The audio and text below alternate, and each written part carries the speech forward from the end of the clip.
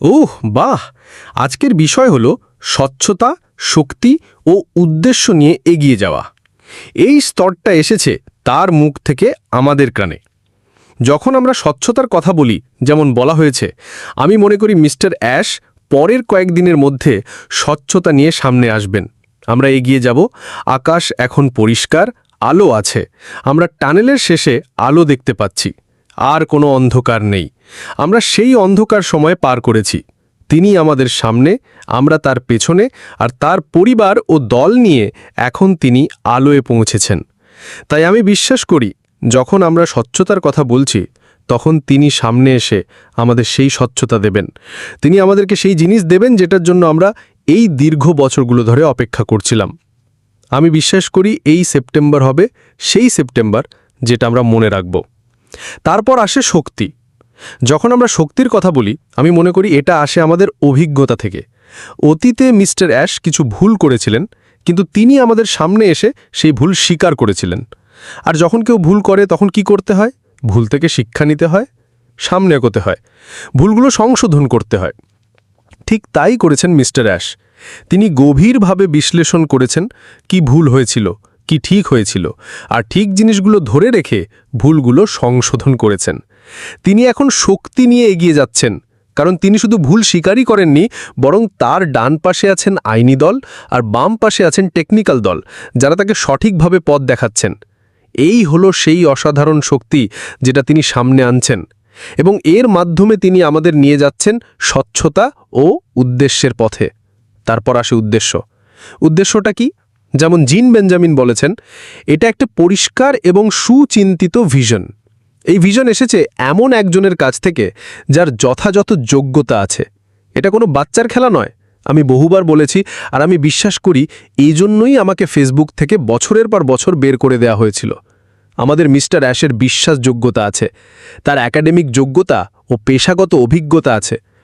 এটা কোনো garage project নয়, কোনো ছাত্রের পরীক্ষার প্রজেক্ট নয়।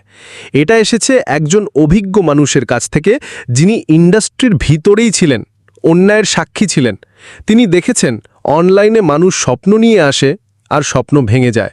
তিনি দেখেছেন অনলাইনে মানুষ সংগ্রাম করছে, কিন্তু সফলতার জন্য অতিরিক্ত টেকনিক্যাল দক্ষতার দরকার হচ্ছে।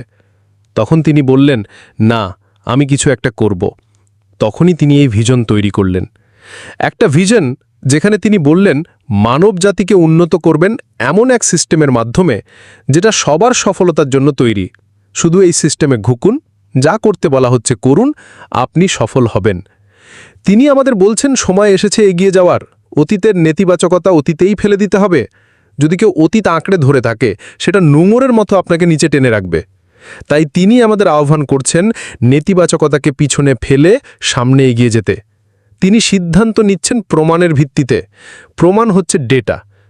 তিনি আমাদের সামনে সার্ভে এনেছিলেন, আমাদের সাথে যোগাযোগ করেছেন। কোম্পানির সাথে যোগাযোগ করা হয় যাতে বোঝা যায় ভিতরে কি হচ্ছে আর কিভাবে প্রতিষ্ঠানকে ভালো করা যায়। সেই ডেটায় দেখা গেল 98% মানুষ তার সাথে আছেন। 90% বলেছেন, আমরা আপনার সাথে এগিয়ে যেতে প্রস্তুত। 93% বলেছেন, সময় যতই লাগুক আমরা আপনার সাথেই থাকব। যখন বিকল্প দেওয়া হয়েছিল 90 দিন, 180 দিন বা যত সময় লাগুক, আমরা সময় বেছে নিয়েছি, আমরা আছি। আরেকটা জরিপে তিনি বলেছেন, পুরনো গাড়ি রাখব নাকি নতুন গাড়ি নেব। 87% বলেছেন, আমরা নতুন গাড়ি চাই। আরও গভীরে গেলে দেখা যায় প্রায় 91% মানুষ বলেছে, আমরা নতুন গাড়ি চাই।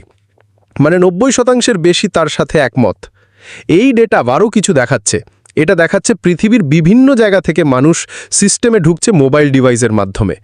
এই জন্যই কয়েক বছর আগে তিনি সিদ্ধান্ত নিলেন শক্তিশালী মোবাইল অ্যাপ বানানো জরুরি, কারণ প্রায় 86% মানুষ মোবাইল বা ট্যাবলেট দিয়ে যুক্ত হচ্ছে। ডেটা আরও দেখাচ্ছে কোন দেশ থেকে বেশি মানুষ আসছে, কোন ব্রাউজার ব্যবহার করছে, ক্রোম, সাফারি ইত্যাদি। এগুলো ব্যবসার সিদ্ধান্ত নেওয়ার জন্য গুরুত্বপূর্ণ টুল। শেষে বলতে চাই, এই ভিশন, আমাদের সম্মিলিত স্বপ্ন এখন আমাদের ভেতরে গেঁথে গেছে। আমরা সবাই মিস্টার অ্যাশকে আমাদের পিতা মনে করি। এই মুহূর্তে আমাদের উচিত তাকে অনুসরণ করা, সামনে এগিয়ে যাওয়া, কারণ আমাদের কাছে এখন আছে স্বচ্ছতা, শক্তি আর উদ্দেশ্য।